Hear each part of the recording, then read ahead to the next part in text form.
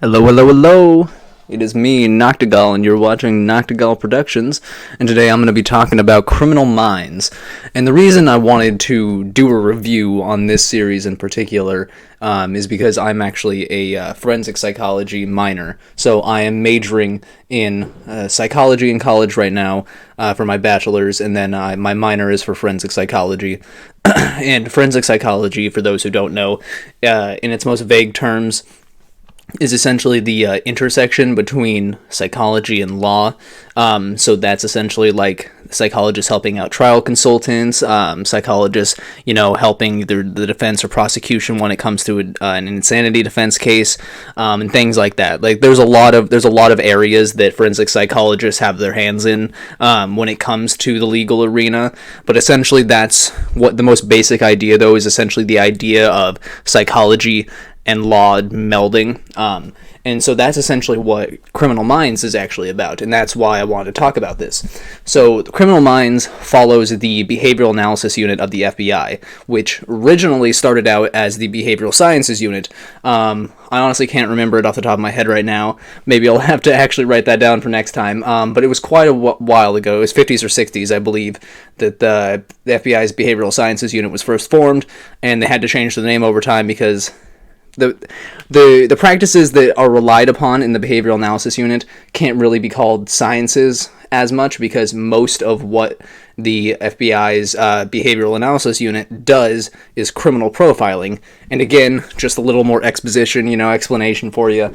Criminal profiling is essentially something that's done to help narrow the scope of an investigation. So that's essentially usually things along the lines of assuming that someone, being like, oh, this person, based on the evidence at the scene and everything associated with it, this person's likely a white male in his mid-teens, lives alone, things like that. It's usually kind of like that stereotype of like being able to kind of guess the personality traits of the perpetrator of a crime.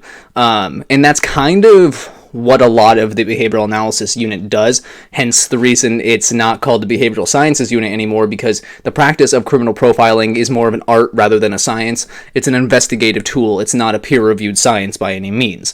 And so that's an important thing to get across when you're watching this show. And I'm not really sure that the show does a great job at letting people know that it's not actually a science. To be fair, most media in general doesn't. However, I do hope to see them explore the idea that their criminal profiling will fail at times, because in this episode, their criminal profiling skills prove to be fairly accurate. And, while not wholly accurate, so that they can throw you off a little bit in the pilot episode, which is definitely clever, mind you, it's still a bit misleading, in my mind, because they do somewhat explain the nuances and realities of criminal profiling at its core. However, at the same time, they make a lot of huge leaps in logic in this episode alone that make it almost seem like it's a superpower, even though they essentially try to say that it's not a superpower. And so, that was something that threw me off a little bit, and I didn't like as much, as well as the fact that, sorry, I have notes on this over here. It's the first time I've been recording this one. Yes, that's what it is. The idea that they say this in the show, the criminal profilers say that the criminal profiling, if they create a criminal profile before looking at any other suspects or anything, that it creates a more unbiased view. And that made me chuckle, because that's not true at all. In fact, the problem with criminal profiles much of the time is that when you focus on them too closely, or if you only create one profile as opposed to multiple profiles, which clearly in this show they're probably mostly going to be creating 1 to 3 profiles, depending on the type of perpetrator that they think they're looking for, as they do discuss a couple different types of scenarios and personality traits that this person could be experiencing. At one point they say, oh, this person maybe is experiencing delusions, maybe this person is psychopathic, and so they do add some nuance in that regard. But at the same time, criminal profiling is not an unbiased perspective. In fact, it's very biased, because not all the clues are going to point to a certain type of perpetrator, whether or not, not every crime scene is going to be, you're not going to be able to identify from a crime scene whether or not someone's 25 or white or black or whatnot. So you're not going to be able to always use criminal profiling, to solve a case or anything like that. And that's the thing that I worry that this show could run into, is that they, always solve the case with criminal profiling. Although I'm hoping that they add some nuance to that, and that they don't actually go for that simple route, because I feel like the show would be really boring in that way, and it would really, I think, do a disservice to the field of criminal profiling, because criminal profiling is not meant to be like the solution to a case. It's supposed to help you solve it. It's kind of like a polygraph test or things like that. Polygraph tests are not admissible in most courts. However, many investigators still use polygraph tests because they still believe in their efficacy as an investigative tool. While a polygraph test cannot get you the solution you're looking for, it might help you get on the right track, and that's kind of the idea behind criminal profiling, is that they create a profile of the possible offender, and then that's what they use to hopefully narrow the investigation and possibly close in on possible suspects and hopefully the perpetrator at some point. So it's an investigative tool that by no means guarantees that you're going to catch a suspect, and oftentimes it biases an investigation. So you have to be very careful about doing it, because if you have tunnel vision and you focus solely on this one profile, you may be looking in the completely wrong area. And there's many famous examples of cases like this. There's some cases, where people were like, oh, this criminal clearly is going to be a white male, and then it turns out to be a black male, and things like that, and vice versa. It's just that you're not always going to know who's committing the crime, but when you create a profile of them, because the profile is still going to be coming from a perspective, like from an outside perspective, not from someone who actually committed the crime or was there at the scene when the crime occurred.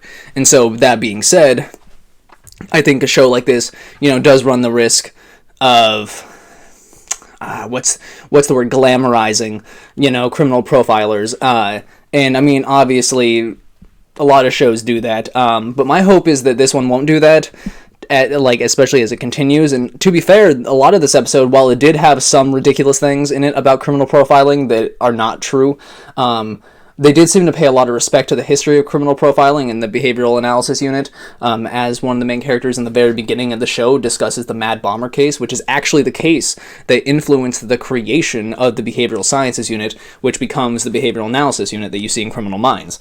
And so that, to me, is really fascinating, and they do actually reference a lot of cases that actually are similar to the cases they're working on in the show, and I especially saw that in this first episode. And one of the characters in the show starts talking about dissociative identity disorder at some point, multiple personality disorder, as more people understand it to be known.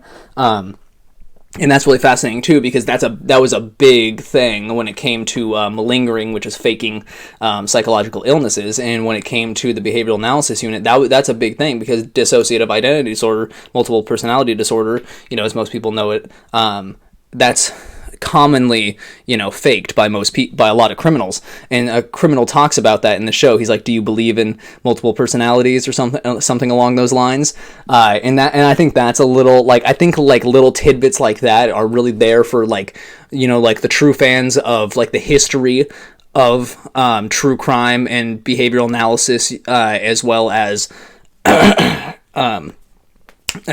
criminal profiling and all of that. And so it's really fascinating to see the the Hollywoodization, essentially that Californication of the idea of criminal profiling, while still paying some respect to the reality of what criminal profiling is. And while obviously, because it's a television show that's dramatized, it's not going to ever be 100% like reality, but it's pretty obviously closer to reality than some of the clips of other shows I've seen, like CSI and things like that. CSI is a little out there from what I can tell. They make so many crazy inferences, although in this they make some crazy inferences as well. And so it's just one of those things where you always have to take the information they give you the information they give you with shows like this with a grain of salt, because they're not always being entirely accurate. Especially when one of the characters in this show talks about people criminals who aren't confident, about how they oftentimes will have a stutter. like, that's not scientifically supported. Like, no one, like, that's ridiculous. Like, certain assertions like that, like, are totally unfounded, and shouldn't be listened to. But some of the things in the show they do say actually do make sense. And the criminal profiles are not, like, useless by any means, and I don't want anyone to think that. I just don't want people to get the wrong idea from watching a show like this, that Criminal Minds, Criminal Minds, that criminal profiling is, like, the end-all be-all, because that's something that can really influence, our legal system, and it's something that's become a problem in recent years, as I've learned about, is just the fact that too many people misunderstand how the criminal process works and what criminal profiling is and things like that. And, like, obviously, you can't just sit there and have amazing intuition and be like, oh, yes, so this person, has schizophrenia, he's 35, he lives with his mother, he has 10 cats, like, you're not going to be able to just guess that and know that. However, I do think that the show takes a really smart approach to the idea of criminal profiling, especially by using the behavioral analysis unit, because it's able to then link them to a bunch of cases that are inspired by real events, and that's what I'm really excited to see. I'm really excited to see more of the cases in these episodes inspired by real events and see how they deal with them, and then how they deal with other real events, like whether or not they're able to use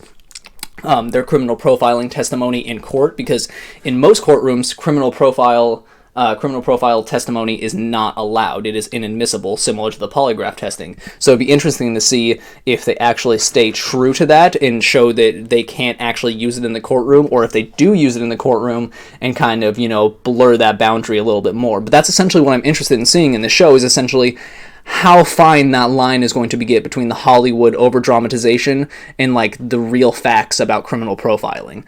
And so that's kind of why my interest is so piqued by this, because, I mean, obviously I'm going to review the show as well, because this first episode's, a warm-up. It's a pretty simple episode, and you kind of get introduced to all the characters, and the characters are well-written, and they all clearly have relationships with each other, and it feels like they all know each other, and I'm excited to see essentially where the relationships between these characters grow, as well as just the kind of character arcs that you see over the course of these 15 seasons.